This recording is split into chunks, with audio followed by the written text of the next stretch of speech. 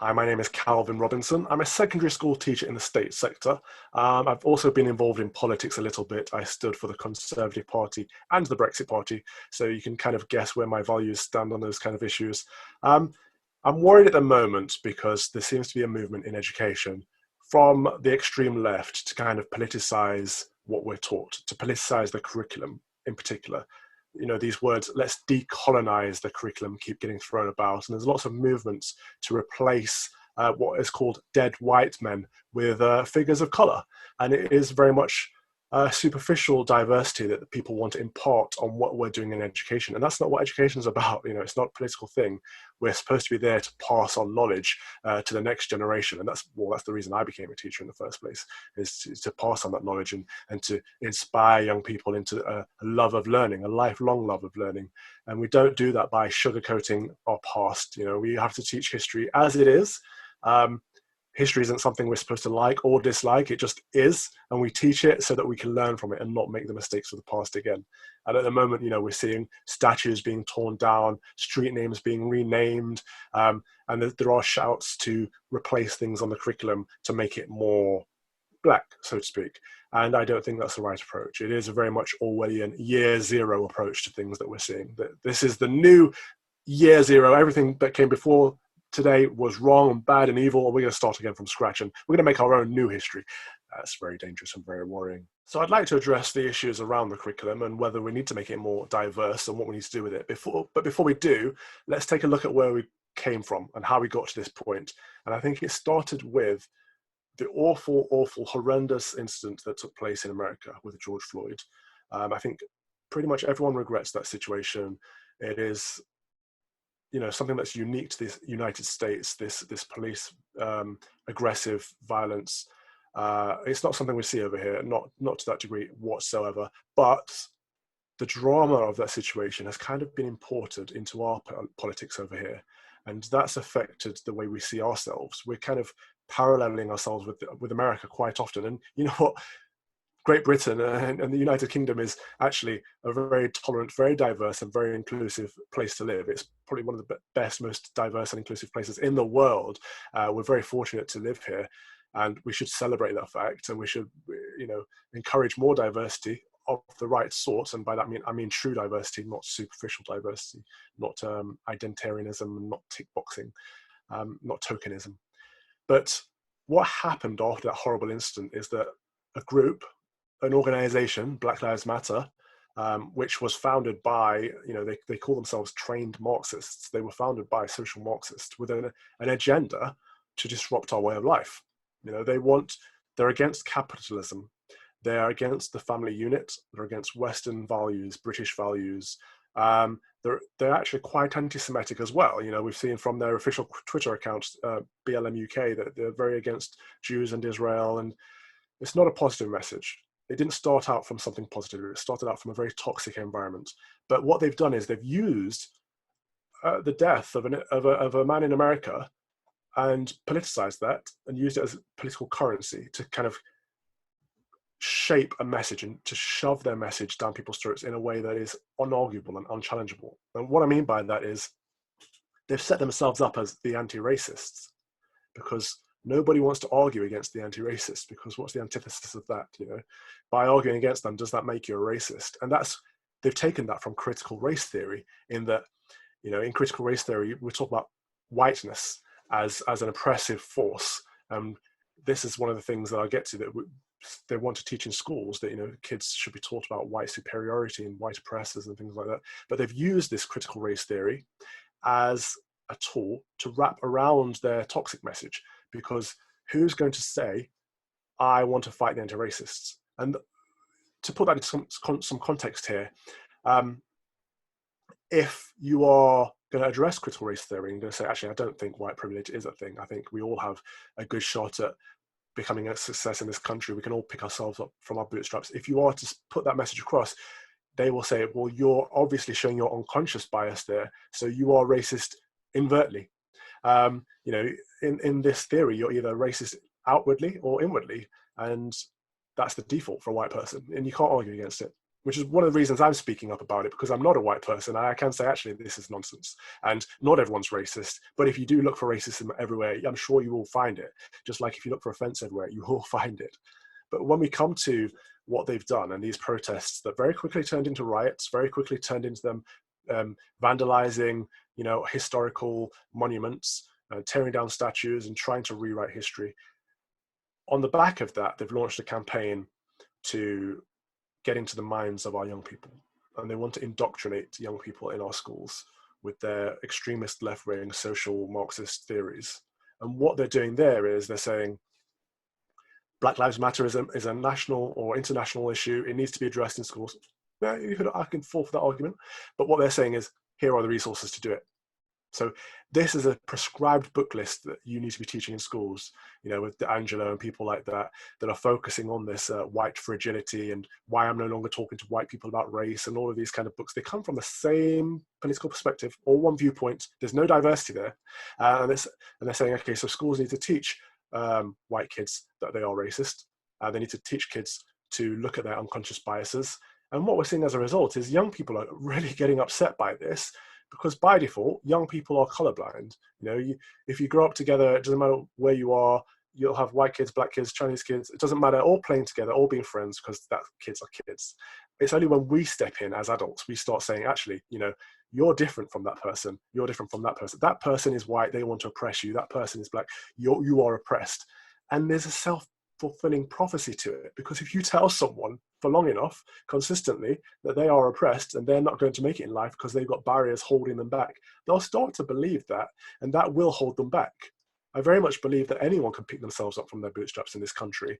And, as I said, I'm a conservative. One of my principles is we give people a hand up, not a handout, because we want to encourage and support people on their way up. I'm all about social mobility and people making their own lives better for themselves. But the opposite of that is dependency. It's the welfare state, is people that struggle to improve their own lives because they're better off on benefits than going to work. That doesn't help anyone. That doesn't support anyone. In fact, it does help people. It helps those from the left maintain their power structure, because their power comes from you being dependent on them. That's why during the general election, Jeremy Corbyn would say, we want to unlock your potential.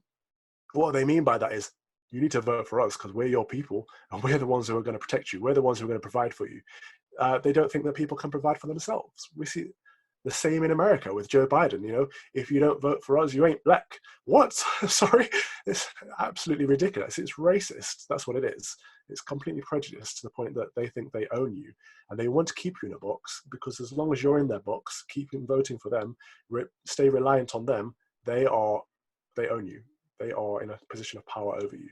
So I think we need to shrug that off and kind of not let them infect the minds of our young people in our schools. We need to, teach D'Angelo, but also teach Booker T. Washington. Also teach Thomas Sowell from America, a great philosopher, really sound individual. But let's have a balanced perspective. Let's have people from the left and the right on all arguments, and let's challenge things.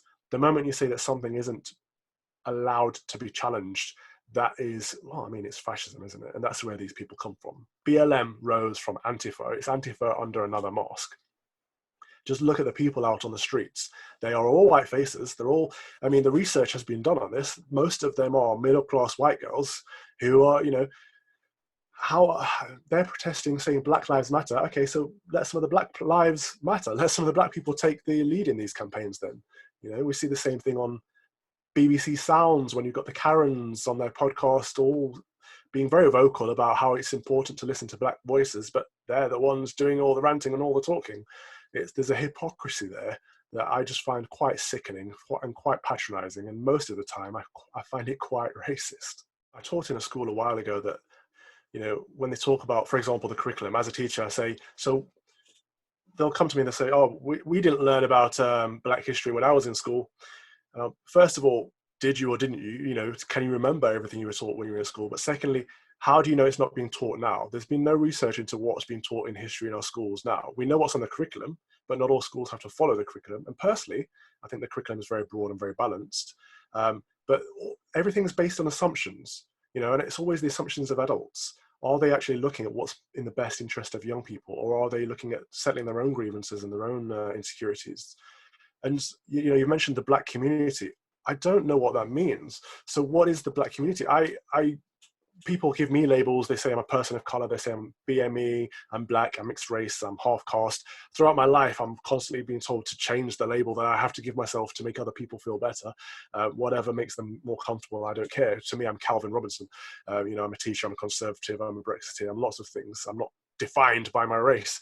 But the point is that they like to bunch everyone together in these labels. So what does Black community mean? My family have English and Caribbean origins. And I know that the Caribbean side of my family would not consider themselves the same as Africans, for example, and vice versa. I know a lot of African people that wouldn't consider themselves in the same bracket as Caribbean people. Two very, very different cultures there that we're talking about. So the moment they start to use BME or BAME or Black community, it's kind of putting an umbrella term on something that doesn't exist. And I think that, again, it comes back to power and back to the labels and the boxes they want to put us in is for their own agenda and their own purposes. And again, bringing it back to young people, how many young people identify this way? Do they identify as British first, or do they identify as a member of a sport of a football team first? Or, how many young people actually identify as Black first and foremost? I know I wouldn't. When I was in school, I was very proud to be British because I figured, my dad's Black British, my mother's white British, and to me that was okay. And I feel like I'm constantly being told that's not okay, and I need to be ashamed of being British, and I need to be recognizing the color of my skin first and foremost, rather than, my family history, my local culture, the history of this land that I live in, and all these things. They're all kind of relegated now as unimportant. So I think we need to talk to our young people and find out what their issues are and how they identify, and take those things on board rather than dictating to them, as the BLM movement seems to be doing. I mean, I've been a school leader for a good while now, and I don't teach history myself, but I do have an interest in the curriculum in all aspects of it. And the curriculum is broadly broken down into two sections. You've got British history and world history, and both of them cover a lot of Black history. But again, what is Black history? Our history, our British history covers a lot of things from, the colonialism, the empire, the Tudors, the Scots, the Stuarts. It covers a lot of aspects. I don't like the idea of breaking down into race. I think we've got it right in that we've got British history because this is where we live, and we've got world history that we take on board. But the curriculum covers a lot of these things. How the empire was built and lost, migration to and from Britain all through the ages. And to and from Europe as well. We've got modern Africa and ancient Africa, and it's the same for Asia. We've got ancient Egypt as well, and we've got so much in there already. And I think a lot of people are saying we need more Black history, haven't actually looked at what's on their curriculum, and again, they're politicizing it rather than saying what makes history good. What do we need our young people to know? Obviously World War I and World War II, granted, but when they're saying we need to add this and add that, what would they like to remove is what I'd like to know, because the curriculum is a zero-sum game. We have a limited amount of time with young people. We can only teach so much. So if you want to add something to it, you've got to take something away. And are you saying we need to add a particular Black figure at the expense of a white figure? And if so, is that overrepresenting? Is that misrepresenting? As a Black person, I understand that I am in the minority in this country. I wouldn't expect for the entire curriculum to be focused on me personally. That would be a very weird thing in my eyes. I think there should be some balance there when we're looking at these issues. So I worked in a school a while ago that had metal detectors on the way in. I thought that's the most depressing thing I've ever seen. What that's saying about our young people and the state of our education system at the moment. It definitely was a rarity. It's not something I've seen in many schools in the UK, but it's definitely something that's more prevalent in the States. But in regards to police relations in the UK, I think, we're afraid to say that stop and search works. And there are issues around stop and search, absolutely. But if we are seeing police on the streets and we're seeing as police stop people and search them that are suspected of having knives, we see less knives on the street as a result, and therefore we see less people dying of knife crime. And that's a good thing. That's something we need to do more of. We shouldn't shy around it because of being afraid of looking like we're racially profiling. And if there is issues of racial profiling, then we need to look into that rather than avoiding the actual stop and search. you know, where I grew up in a town in the Midlands, I knew my local police officers that were, you know, it was bobbies on the beat. I'm not even that old, but we still had bobbies on the beat. Not that long ago, we had community police officers. We had people that I knew face to face that I could talk to. And that familiarity is gone. I think you're onto something there, in that people no longer recognize the people that are policing them. So there is that hostility, especially in London, especially in the cities.